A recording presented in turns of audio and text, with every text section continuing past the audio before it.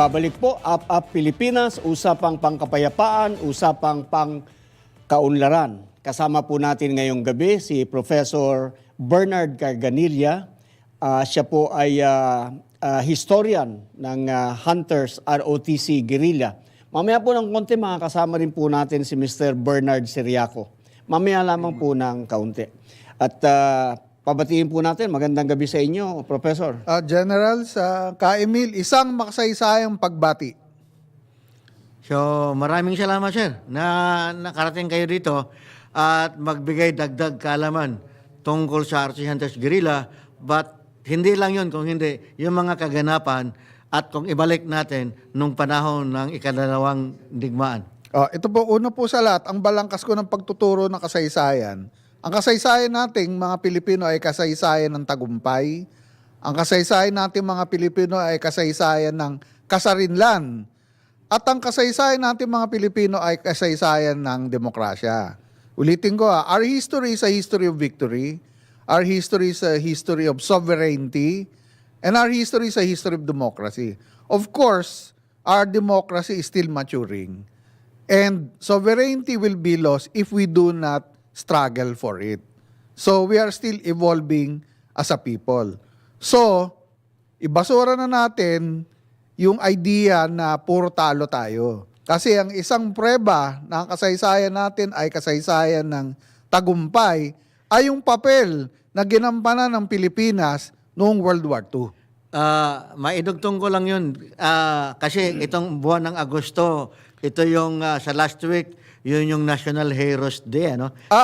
Ngayong August 20. Katunayan po, August 26. ang buong buwan ng Agosto ay National History Month. Okay. Hindi lang siya buwan ng wika, National History Month siya. Gusto ko lang pong madinig muna. Gusto ko rin madinig ng ating mga tagapakinig yung sinasabi nyo kanina. Bakit nung sinabihan kayo ay mag-guest dito, bakit kayo pumunta rito? Anong purpose ng inyong...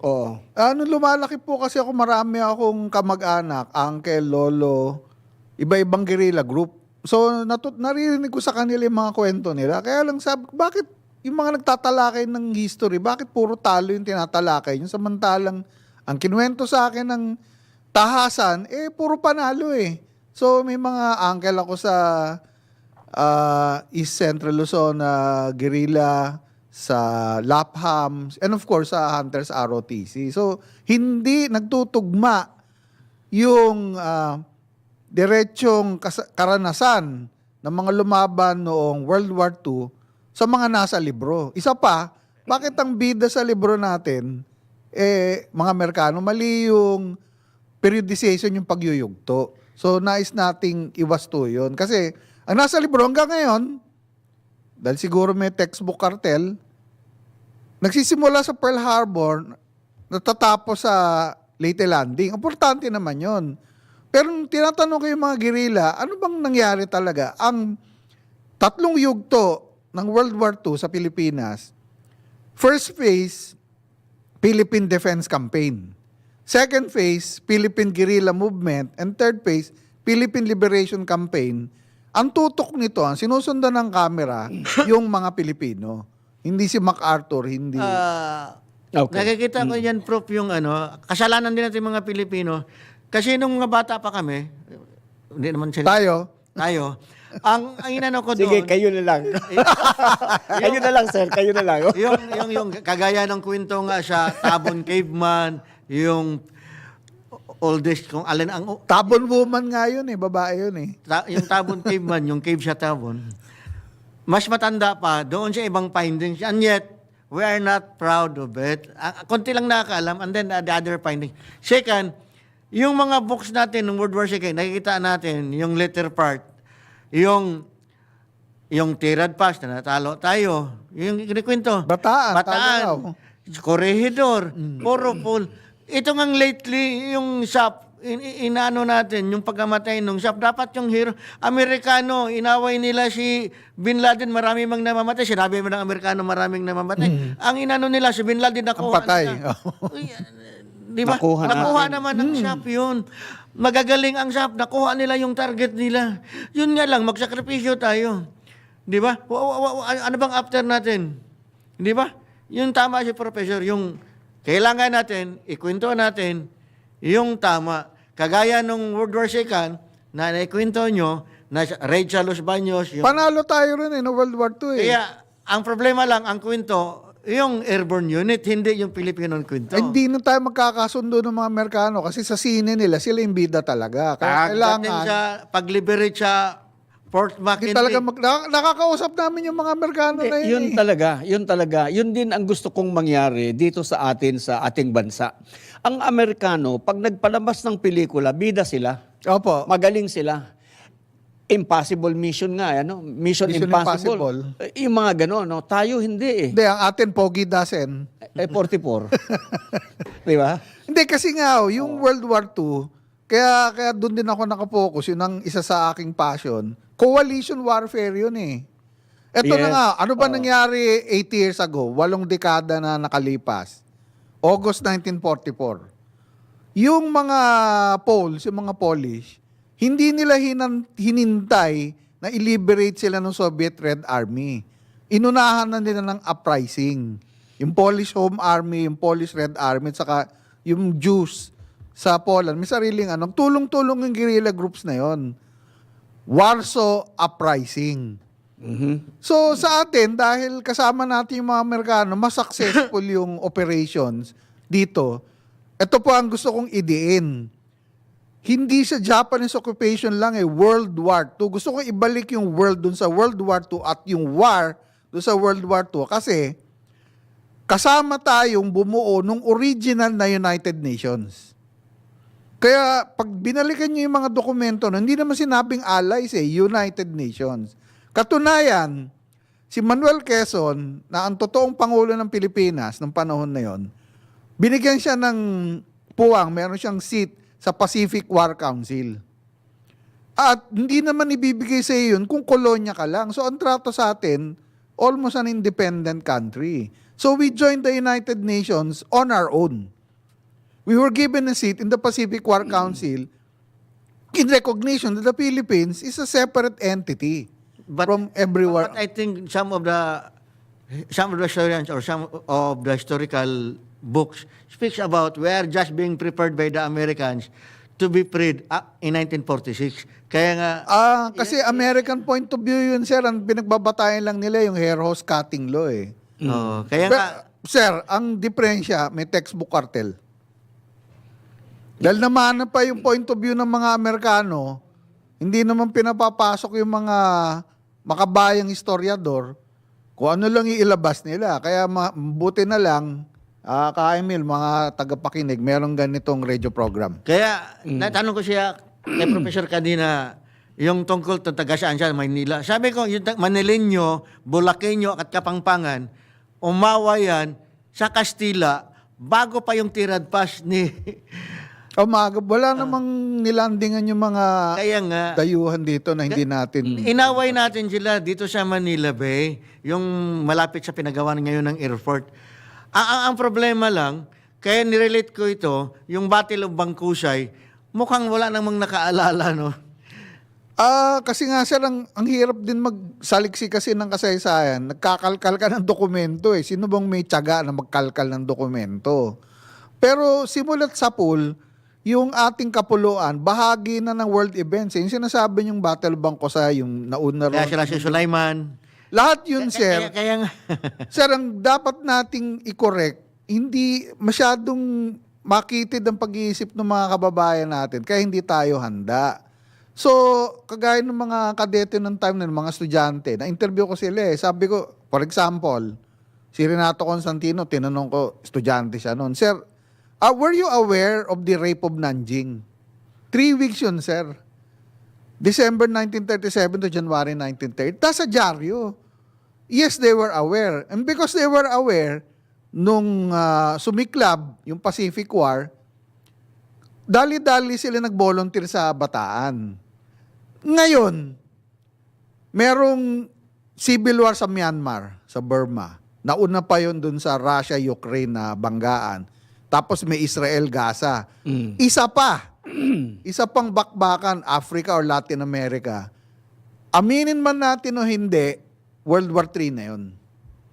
Dahil ang tinitignan lang kasi, yung SB19, yung K-pops K-pop, and meron namang pananaw, kaya lang masyadong makitid. So, we are living dangerously in ignorance. So, we are not prepared. Balikan natin yung World War II, Yes, sir. yung Hunters ROTC. Saan mo i-attribute yung success ng ating mga batang-batang Hunters ROTC guerrilla? Okay, number Bago ko tawagin si Mr. Siriaco, Yes, sir. napalitan ako dito. Yes, sir. Number 1, sir, yun nga, they were aware of world events. Okay? Number 2, they were aware of what democracy is. Our democracy, not the American democracy. Naintindihan naman nila yun eh. And number 3, yung ROTC. So, hindi lang kasi combat yung, it's a holistic program. It's Why a are we holistic fighting? program. Yes. So, yung Hunter sa ROT, pag nagtitraining sila ng batches ng guerrilla, hindi lang combat hindi lang mag-ambush, tinuturo ng derechahan, why are we fighting? So, ina-explain dun yung ating democratic system. And Sa number- bundok yan, sir, ha? Sa bundok yan. And number 4, they were trained young. Oh, sir, mula 7 years 10 old, years old. 10 years old. paakyat. 10 sir. years old yung batas nun eh. Just Yes, like sir. any athlete, di ba? Tiger Woods was trained young. Yes, sir. Si Carlos Yulo was trained young.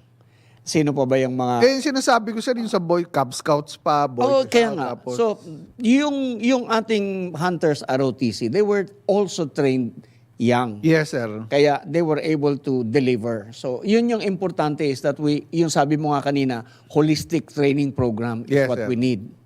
Yan. Sige po. So, isa pang nangyari noong August 1944, yung si Anne Frank, kasi siya ang simbolo ng teenager ng World War II eh. Yung huling entry niya sa diary, August 1944. Mhm. Maraming teenager ang pinatay ng mga Nazi. Pero meron din mga lumaban. In fact, yung isang magandang, bukod kay Anne Frank, na hindi na rin binabasa sa schools, yung White Rose Movement sa Germany, mga German teenagers, yun, hindi sila Hudyo. Nung na-discover nila mali yung ginagawa ng gobyerno nila, bumuo sila ng sariling resistance group nila sa University of Heidelberg.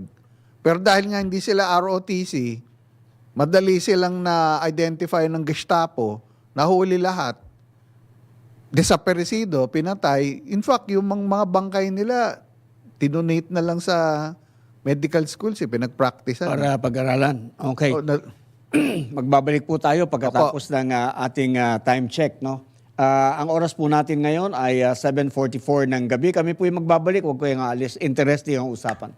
natin na tatalakayin ang mga nauna nating napag-usapan. Gusto kong ipakilala muna si Mr. Raymond Siriaco, nandito sa kaliwa ko, na isang membro din ng Hunters ROTC Guerrilla Unit Association. Sir, pwedeng bumate? Magandang gabi sa lahat ng mga tagapakinig at tagapanood. Ano? Sabi ko nga, napakahalagang unawain natin, hindi lang aralin, unawain ang mga pangyayari na na-involve yung sarili natin mga pamilya, no? Habang buhay pa yung ating mga magulang, mga lolo. Tanungin natin, alamin natin kung sino ba sa kanila ang mga na-involve dito sa ating guerrilla movement. Kasi nga, ito yung kwento ng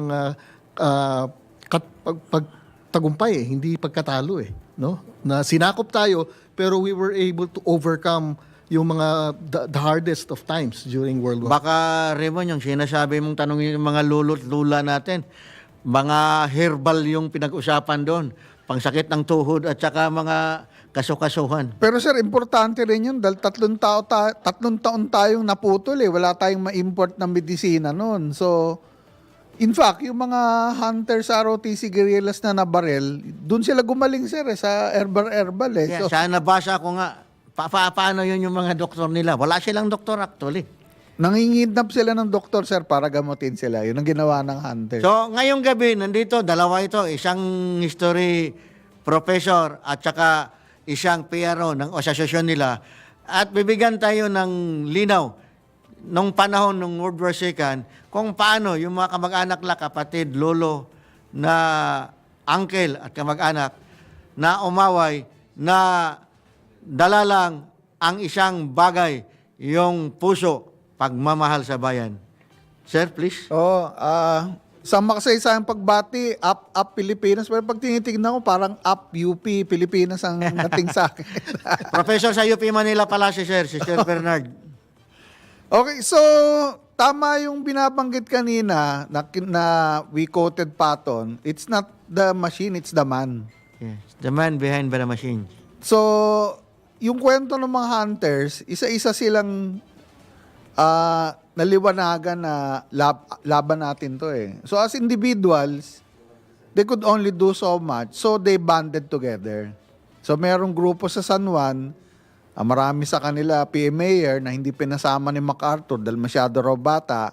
At the same time, yung mga estudyante ng UST, Mapua, Jose Rizal College, na nagkakilala bago sumiklab yung digmaan dahil they were competing against each other sa ROTC. Ito pala yung maganda. Naghanapan sila. Nagkakilala sila, naghahanapan sila dahil sa competition ng artist. Yes. Kasi tinatanong kayo, bakit kayo magkakilala? Iba-iba kayo ng school. Ay, hindi. Nag-meet kami dahil sa ROTC. Hindi naman sila mag-aaway na barkada. Kung baga sa Hindi, yun- barkadahan lang sa sulahan, di ba? Oh, sir, kasi they represented their schools, but they were all basically ROTC. So, they had the same mindset that we have to do something. I saw old footage of RTC UP Manila and other RTC units competing in ceremony. Oh, kasi sir, sa nakita ko, parang mga 33 lang yung colleges and universities sa Pilipinas na may ROTC. ROTC program at that time. Eh ngayon nga, may NSTP pa tayo. So we need to update our NST program to reflect the 21st century. So, kung magiging mandatory yung ROTC, dapat may element na rin siya na, yung mga triathlete, bagay kayo rito. Yung mga mahilig sa games, no, kailangan natin ng cyber militia. Yung mga nasa health sciences, kailangan natin ng emergency medicine. And so on and so forth. So medyo malawak na rin yung pagtingin natin. Tama yung mga kasama natin kanina na ito dapat nakaangkla sa civil defense, disaster preparedness, and leadership. Preparing our people to become future leaders, not only in the military but also in other sectors, Apo. para sa decision making, sa process and everything, nasasanay ng bata, and building confidence sa mga bata natin. Tapos maganda nga yung may competition pa rin kasi nga, ano ba yung whole of society approach kung hindi naman magkakakilala? Kailan pa natin sisimulan yung whole of society approach? So, ikaw sir, baka gusto mong i-explain yan, Sir Raymond. Whole of society na approach. Paano tayo magkaintindihan? Cebuano, Ilonggo, Tagalog, Waray, sige. Kaya nga, yung sense of identity natin dyan magsisimula, nakakatuwa itong medyo may euphoria pa tayo sa pagkapanalo ng ating mga atleta sa Sinira lang din dahil sa chismis na ang nanay at ang anak nag-aaway. Which is why, kaya nga it all starts from home eh. Sa bahay mismo nagsisimula, no? Sa ating buhay, pamilya. Di ba? Yung paghahanda ng isang pamilya, ng isang komunidad, no? Kailangan talaga, sabi nga, di ba, it takes a village to make a man eh. Yes. So talagang... And then, biblical din yung nangyayari. Dahil din sa babae, di ba? Biblical yan. May kanta nga, Run Samson Run. Delilah on his way. So, somewhere along the line, parang biblical. Pero balikan natin, tama yung sinabi ni Joel Garcia kanina, yung panalo-panalo, huwag nating agawin yun. Kaya nga sir, history of victory. Victory. Tama si Professor na history and victory. Huwag natin ikwento kung gaano tayo na Ang importante, naatin natin yung goal natin na nakuha natin to. Kaya nga sa noong World War II, ang gold medal natin, panalo tayo ron. Oo, at saka proud tayo. Yung Morphe, yung Los Baños, nakuha natin. Pilipino ang nag-lead. Pagkatapos, sa history nga lang, mukhang sila ang nag-lead. Well, kaya nga mahalaga ituwid natin yung kwento eh. Minsan depende sa nagkikwento yan eh. Pero ito yung pakikita mo na napagtagumpayan natin in spite of yung lack of support, lack of resources, pero kinaya natin eh. Pero Sir Raymond, Sir Bernard, umpisahan natin gumawa ng history through this Hunters ROTC. Yung exploit nung pag-organize nila hanggang nanalo yung final na end ng World War II. Yun yung maganda. Actually, sir, willing kami makipagtulungan sa civil-military relations units ng Army, for example. Dahil si Raymond, sir, chairman ng Children's International. Dapat gumawa tayo ng children's books na doon nare-reflect itong pinag-uusapan natin ngayon. Bago pa sila sumampa sa K-12. So, sige, ano natin yun. Gawa tayo Titignan mga natin coloring paggawa. book, sir. Coloring book. Dahil nga, doon sa Panay Island, ang bagsak tuloy ng isang magandang exploit ng isang opisyal na sundalo, ang kinalabasan niya, nagiging aswang siya. Yun nga yung pangit na kwento. Ay, hindi ko na sabihin yung apelyido. So, somewhere along the line, history should be correct. O, sir, simulan nga natin sa children's books. Okay. O, si Ka Emil, makakasama natin ulit at mayroong sasabihin in a few seconds. Siguro in the meantime, wala na tayong oras. Professor, meron ka bang parting words na... O, kailangan natin Sige. magbasa pa rin.